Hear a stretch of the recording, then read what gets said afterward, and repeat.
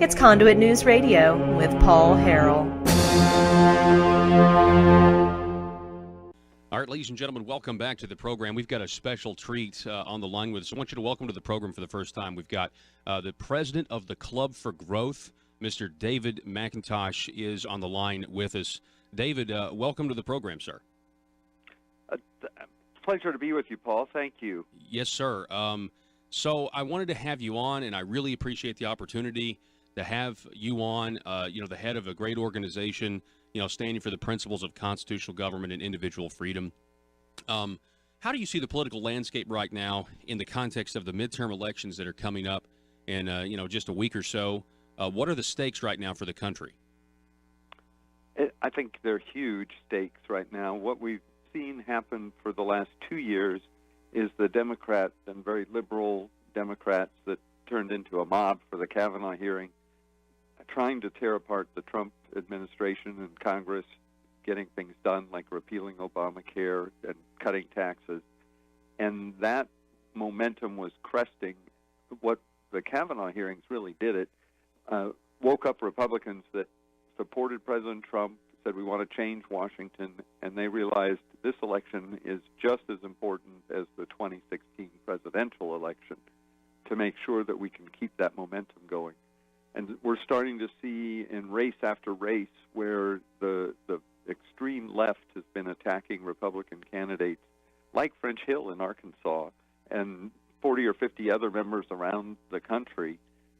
Now the Republican voters are standing up and saying enough is enough. We're going to come out and support our guys who are supporting the agenda for continuing economic growth, continuing with more tax cuts, continuing to stop the government regulations coming from Washington.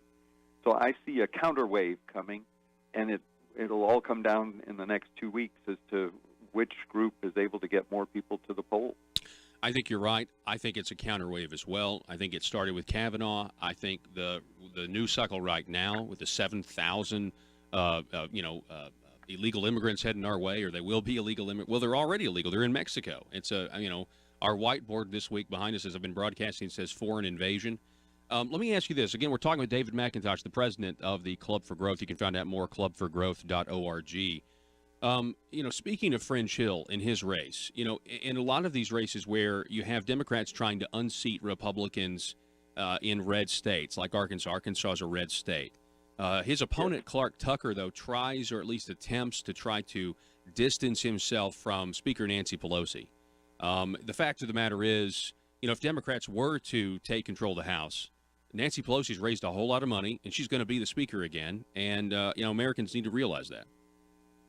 And what everybody has to point out is that first vote for who's going to be Speaker is the one that matters most.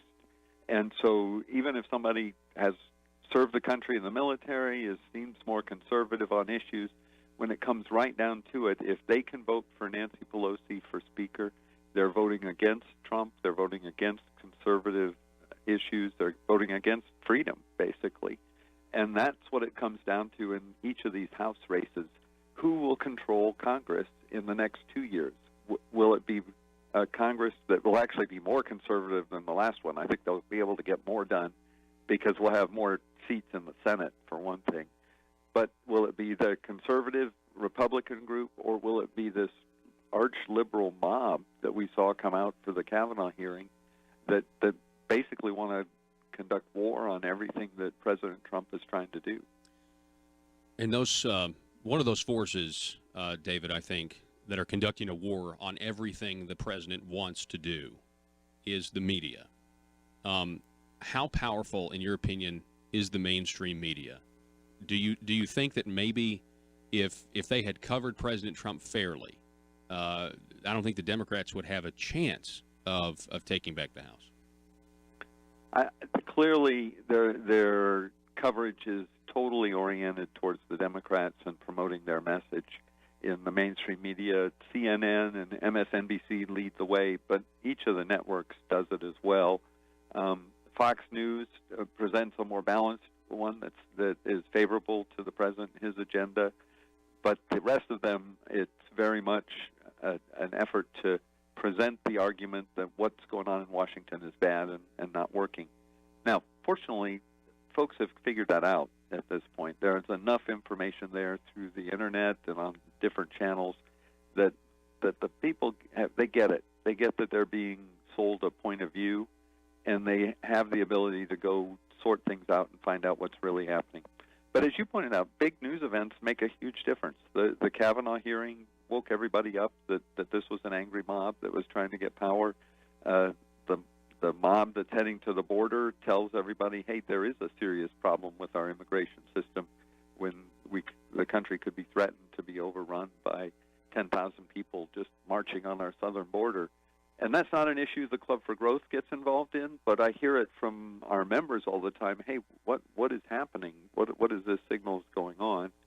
And I think you also see people looking at the tax cuts and saying, will the Democrats really repeal that? Does that mean my taxes are going to go back up? I'll get less take-home pay? Because the truth is, the middle-class tax cut that Congress passed has benefited basically all Americans. Maybe 10% didn't get a tax cut, but everybody else saw the taxes go down and their take-home pay go up. And the Democrats refer to that as crumbs, and they want to raise your taxes. That's the other thing, The Democrats are wanting to raise people's taxes, and they want, like you said, I know you don't get involved in that, but they want policies like open borders, and they want this mob-like mentality, and it's because ever since 2016, the media was essentially lying to them the whole time, that Trump doesn't have a chance and Hillary, and then it didn't work out that way, and people just are seeing red, and they're getting to the point where I think the left is just extremely desperate. I mean, if the Tea Party in 2010 was behaving the way the left is now, America would have, the media and America rightly would reject it. It wouldn't even be a relevant point of view because we would reject somebody pounding on the Supreme Court doors because they didn't get their way with Justice, Brett Kavanaugh. What are your thoughts on that? I think that's absolutely right. It wouldn't have stirred up this mob. And frankly, there's some very far left rich guys, and the left calls it dark money, but it's their left dark money that are paying these protesters to organize and disrupt things. And you could tell that by how the disruptions occurred in the Kavanaugh process. One day there'd be nothing, and the next day everybody would show up at a certain time. That only happens if somebody's being paid to coordinate it. Mm-hmm. By the way, I wanted to tell you, Paul, the Club for Growth is very well represented in Arkansas. Our chairman is Steve Stevens, who lives in Little Rock, and we've got a lot of members there. But my message to our members and to all of your listeners is don't take for granted that the red wave will happen. It'll only happen if they go out and actually vote in this election. We did some polling, and a lot of Tea Party members, conservatives, Club for Growth members said, yeah, we're going to be okay. The president said there's going to be a red wave. We don't have to worry about it. And then they might stay home on Election Day because they think somebody else will go out and vote. It'll only happen if you go out and vote, and that's true for each and every one of us. Mm-hmm. Speaking of tight races, I want to remind everybody that you're also the former congressman from Indiana's 2nd Congressional District in Indiana. Now, Indiana's in play here in the Senate. Is that right? How do you feel that's going to shake out? Very much so.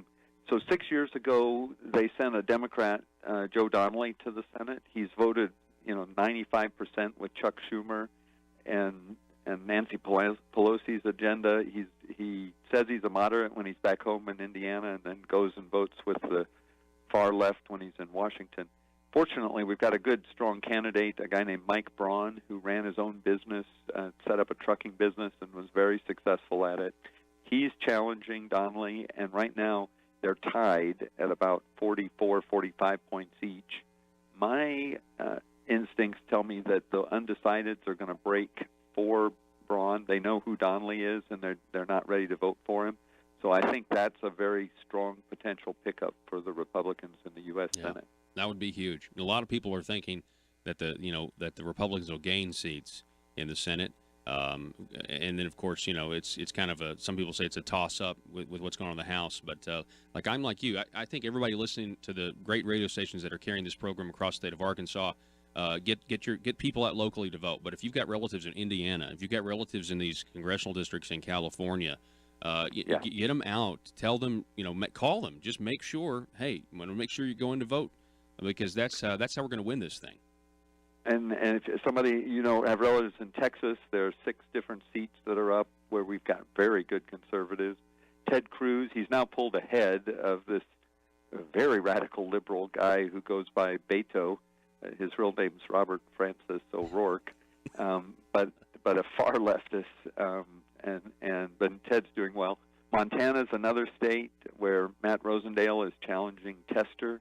He's the guy who basically thwarted President Trump on the Veterans Administration, voted against Kavanaugh, against the tax cut bill, complete leftist, and then he goes home and he's running ads showing himself in a bar having a beer, enjoying being in Montana. But what he doesn't show is when he's back in Washington, he's having dinner all the time with the lobbyists and whining and dining and taking their PAC checks. Wow. All right, so that's Montana as well. Any Arkansans out there got any relatives in Montana? Just really, if you got relatives in their voters, call them wherever they are. Make and vote. Go vote. Be sure and vote. Yeah. David McIntosh, president of the Club for Growth. First of all, it's great to meet you, sir. I appreciate the work that you're doing, and thank you so much for your time this morning. My pleasure. Thank you, and thank all your listeners for what they do. They can join the Club for Growth for free at clubforgrowth.org. Just go to the website and sign up. All righty. David McIntosh, best of luck to you, sir. Hopefully we'll all be celebrating on November 6th. Yeah, hopefully we'll see this red wave materialize and have 2 more years of change in Washington. All right. Thank you so much, sir.